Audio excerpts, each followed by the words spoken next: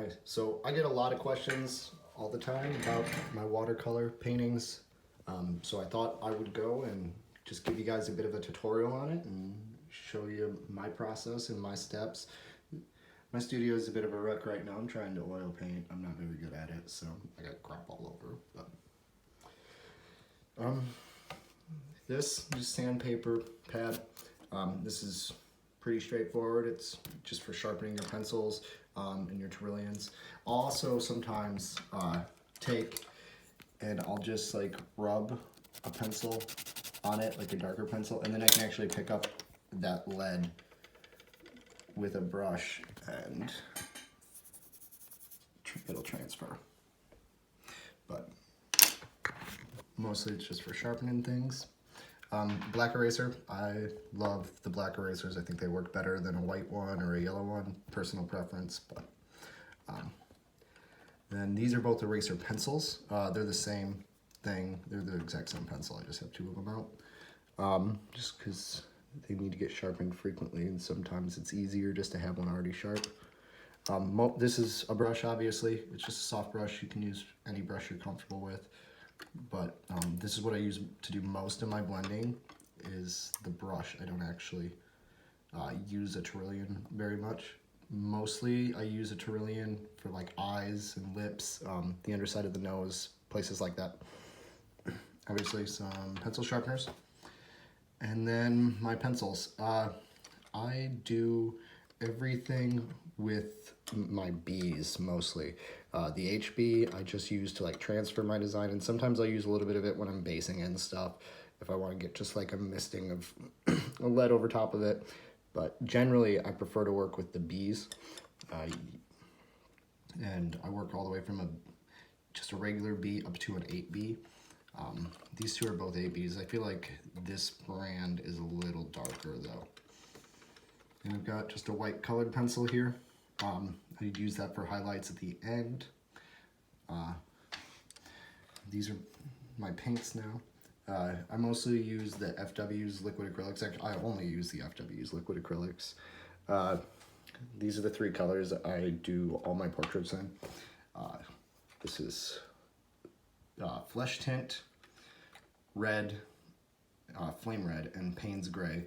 The thing about these colors too is you can do almost any skin tone, like from dark to pale, using just these three colors.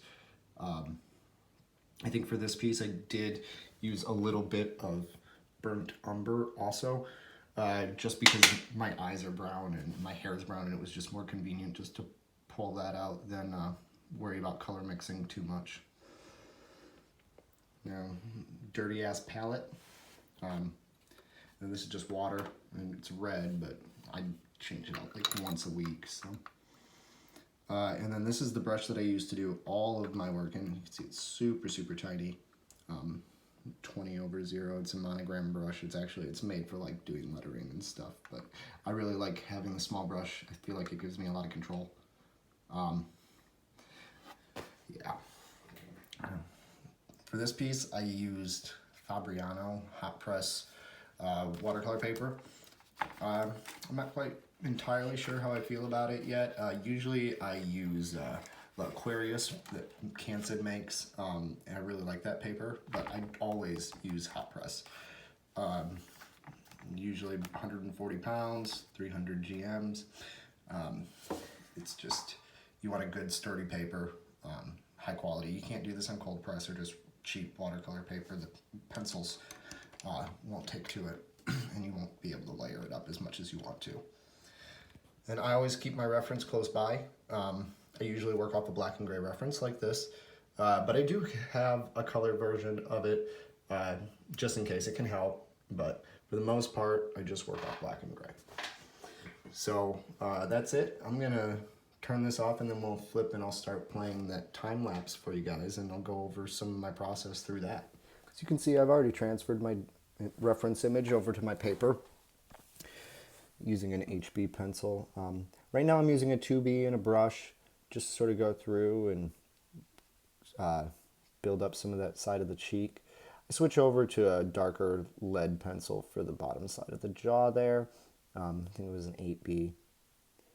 using 6 or an 8 for some of that face too. Just being really light with it. You want to almost just like feel like you're just like airbrushing. You should just feel like you're misting the top of the paper with the pencil. You shouldn't be trying to dig it in. It's important to stay super light and soft with it. That way, if you do decide to, you can erase anything out. It also help keep you from damaging the tooth of the paper, so that when we do get to the graphite or to the watercolor, it'll be absorbent and you'll have something to stick to.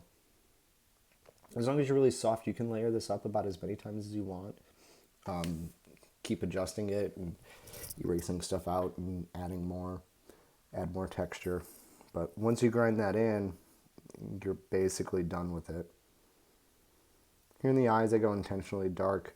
I think it's important for the eyes and the lips, areas like that, the underside of the nose, to go black where you know it's going to be black right away. By going really dark with it off the bat in those spots, it'll help you gauge the rest of your tones and make sure that you're doing those as dark as they need to be. And now you can see that I decided that because that eye was where it was, I needed to make the cheek a little bit darker. And I think I end up going back and making it even darker again still. Working on the details, it's important to always keep a really sharp pencil. That way you can get into those tight spots and you don't feel like you're having to put too much pressure down to get the areas as dark as they need to be. Here I bring out a Trillium to get in some of the little details around the eyes. For the most part, I blend with the brush though, as opposed to a Trillium. It helps, again, keep you from damaging the tooth of the paper. It's a little bit more time consuming, but I think you end up with a better overall product at the end if you use the brush primarily.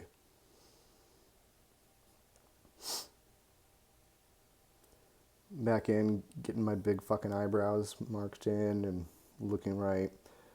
Focusing on texture in those so that they feel real. Darkening in that area at the hat so that I can gauge the rest of the tones of the forehead properly.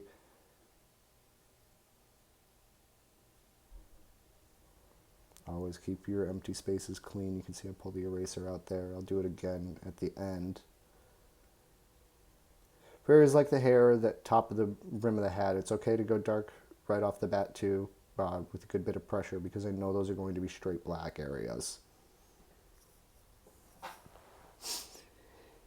Here I'm intentionally keeping it a little bit strokey up through that hat. I'm trying to get a little bit of texture and use some of the tooth of the paper to actually create the texture of the fabric. And darkening it up and then brushing it out. Darken it up and then blend it out. It's a lot of back and forth is the secret to getting these to look right. And see, this is a spot where I feel like a lot of people would stop. But notice I don't. It's that last little bit that really allows you to get the detail and push how realistic it does look. Going through with one of those eraser pencils and breaking out some highlights and then brushing back into them again. Breaking those highlights out, you can go back and forth like that and really start to create a lot of tones that you wouldn't have otherwise. Adding in other little textures with some of the lighter pencils and just making sure that everything's as dark as it needs to be, like the bottom side of the jaw there, or the back of my neck. Finishing off the ears, and then there's a little bit more detail in the hat that I have to do too after I darken the rest of this up. There it is. I'm going to go through and add that, and then really, really push all the contrast in the areas that need it. Again, the back side of the neck, the jaw. I think I bounce back in the eyes again real quick too.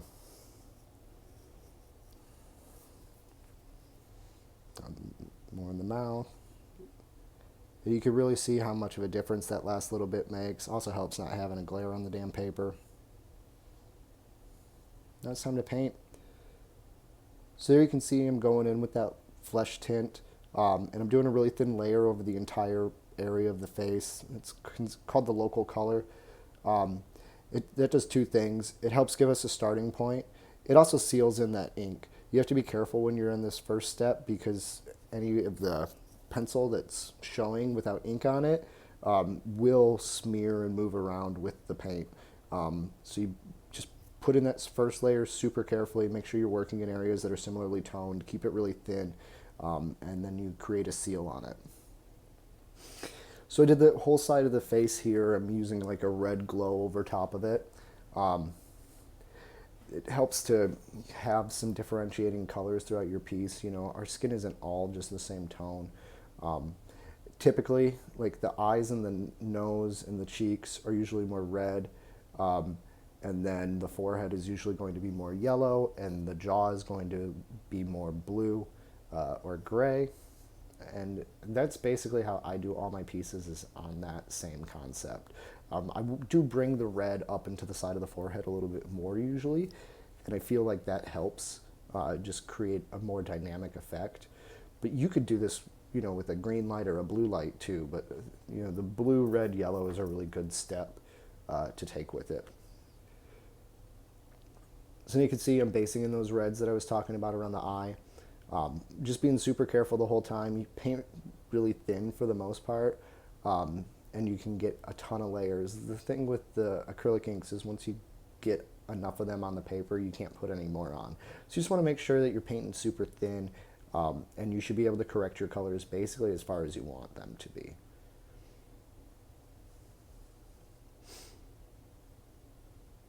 So this is the next morning. We lost a little bit of video. I forgot to press play.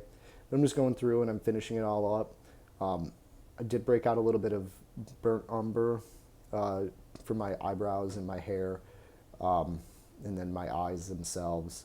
Brushing in some more of the Payne's Gray, some blues into the jaw, and into the hair also, darkening it up, and then using a colored pencil for some finishing highlights on it. And that's it.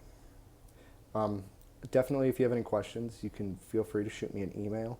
My email is duboisarts@gmail.com. You can also message me on Instagram, dub_art.